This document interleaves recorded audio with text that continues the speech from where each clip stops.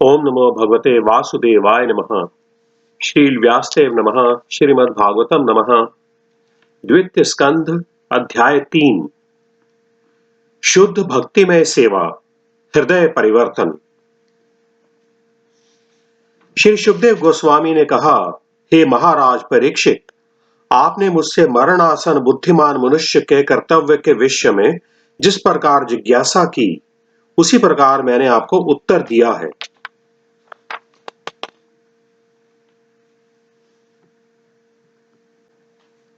जो व्यक्ति निर्विशेष ब्रह्म ज्योति तेज में लीन होने की कामना करता है, उसे वेदों के स्वामी ब्रह्मा जी या विद्वान पुरोहित बृहस्पति की पूजा करनी चाहिए।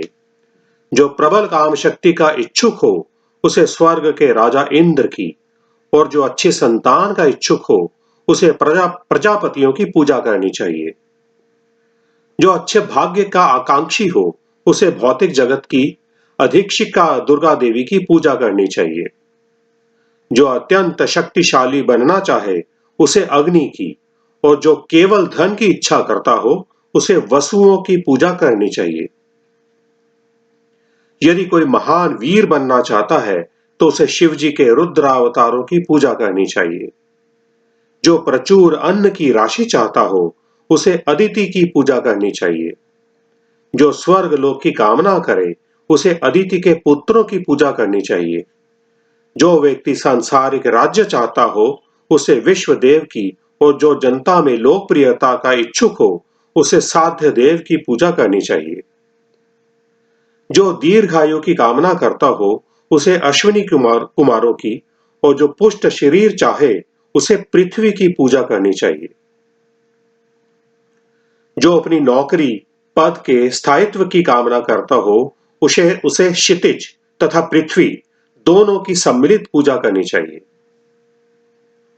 जो सुंदर बनना चाहता हो, उसे गंधर्व लोक के सुंदर निवासियों की, और जो अच्छी पत्नी चाहता हो, उसे अप्सराओं तथा स्वर्ग की उर्वशी अप्सराओं की पूजा करनी चाहिए। जो अन्यों पर शासन करना चाहता हो, उसे ब्रह्मांड के प्रमुख ब्रह्मा जी की पूजा करनी चाहिए। जो स्थायी कीर्ति का इच्छुक हो, उसे भगवान की, तथा जो अच्छी बैंक बचत चाहता हो, उसे वरुण देव की पूजा करनी चाहिए। यदि कोई अत्यंत विद्वान बनना चाहता हो, तो उसे शिवजी की, और यदि कोई अच्छा वैवाहिक संबंध चाहता है, तो उसे शिवजी की सती पत्नी देवी उमा की पूजा करनी चाहिए। ज्ञान के आध्यात्मिक विकास के लिए मनुष्य को चाहिए कि वह भगवान विष्णु या उनके भक्त की पूजा करे, और वंश की रक्षा के लिए तथा कुल की उन्नति के लिए उसे विभिन्न देवताओं की पूजा करनी चाहिए। जो व्यक्ति राज्य सत्ता पाने का इच्छुक हो, उसे मनुओं की पूजा करनी चाहिए। जो व्यक्ति शत्रुओं पर विजय पाने का इच्छुक हो, उसे असुरों की, और जो इंद्र तृप्ति चाहता हो, उसे चंद्रमा की पूजा करनी चाहिए। किंतु जो किसी प्रकार के भौतिक भोग की इच्छा नहीं करता, उसे पूर्ण पुरुषोत्तम भगवान की पूजा करनी चाहिए।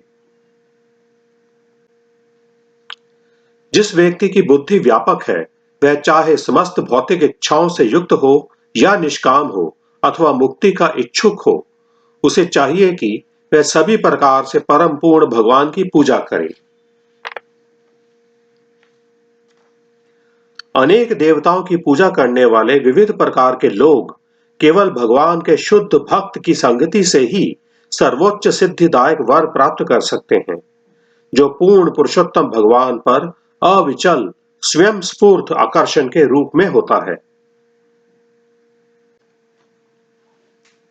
परम भगवान हरि विषयक दिव्य ज्ञान वह ज्ञान है जिससे भौतिक गुणों की तरंगें तथा भंवरें पूरी तरह थम जाती हैं।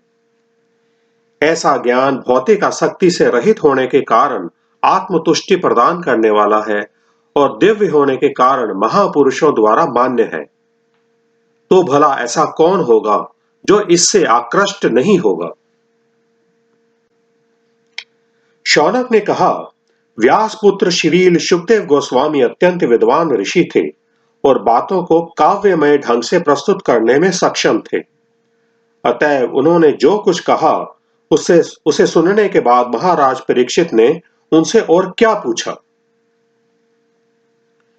हे विद्वान सूत गोस्वामी, कृपया आप हम सबों को ऐसी कथाएं समझाते रहें, क्योंकि हम सब सुनने को उत्सुक हैं।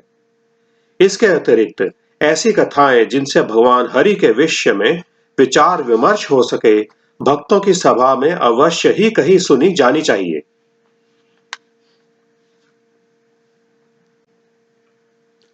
पांडवों के पौत्र महाराज परीक्षित अपने बाल्यकाल से ही भगवान के महान भक्त थे।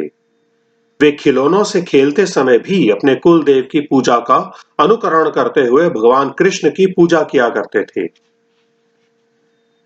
व्यास पुत्र सुखदेव गोस्वामी दिव्य ज्ञान से पूर्ण भी थे और वसुदेव पुत्र भगवान श्री कृष्ण के महान भक्त भी थे। अतः भगवान कृष्ण विषयक चर्चाएं अवश्य चलती रही होंगी, क्योंकि बड़े बड़े दार्शनिकों द्वारा तथा महान भक्तों की सभा में कृष्ण के गुणों का बखान होता रहता है।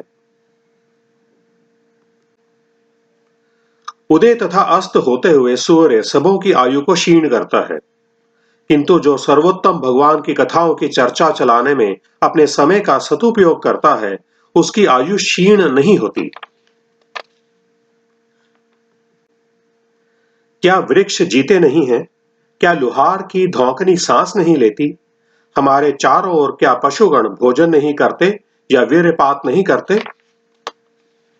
कुत्तों, सूकरों, ऊंटों तथा गधों जैसे पुरुष उन पुरुषों की प्रशंसा करते हैं जो समस्त बुराइयों से उद्धार करने वाले भगवान श्री कृष्ण की दिव्य लीलाओं का कभी भी श्रवण नहीं करते।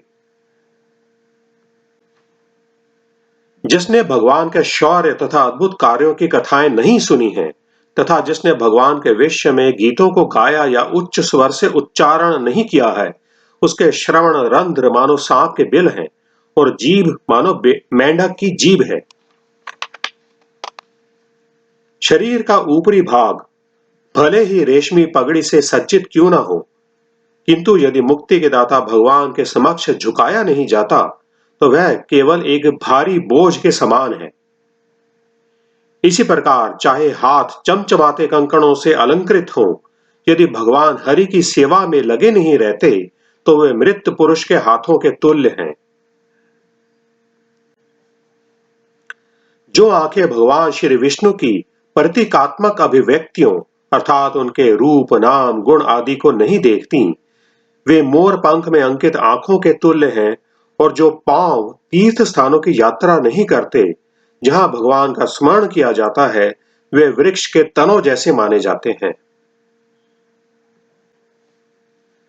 जिस व्यक्ति ने कभी भी भगवान के शुद्ध भक्त की चरण धूलि अपने मस्तक पर धारण नहीं की, वह निश्चित रूप से शव है। तथा जिस व्यक्ति ने भगवान के चरण कमलों पर चढ़े तुलसी दलों की सुगंधि का अनुभव नहीं किया, वह श्वास लेते हुए भी मृत देह के तुल्य है। निश्चय ही वह हृदय फौलाद का बना है जो एकाग्र होकर भगवान के पवित्र नाम का उच्चारण करने पर भी नहीं बदलता। जब हर्ष होता है तो आंखों में आंसू नहीं भर आते और शरीर के रोम रोम खड़े नहीं हो जाते। हे सूत गोस्वामी, आपके वचन हमारे मनों को भाने वाले हैं, अतः कृपा करके आप हमें यह उसी तरह बताएं जिस तरह से दिव्य ज्ञान में अत्यंत कुशल महान भक्त सुखदेव गोस्वामी ने महाराज परीक्षित के पूछे जाने पर उनसे कहा। श्रीमद् भागवत के द्वितीय स्कंद के अंतर्गत शुद्ध भक्ति में सेवा हृदय परिवर्तन नामक तीसरे अध्याय को कोटि कोटि नमन। हरे कृष्ण कृष्ण कृष्ण हरे हरे, हरे राम राम राम हरे हरे।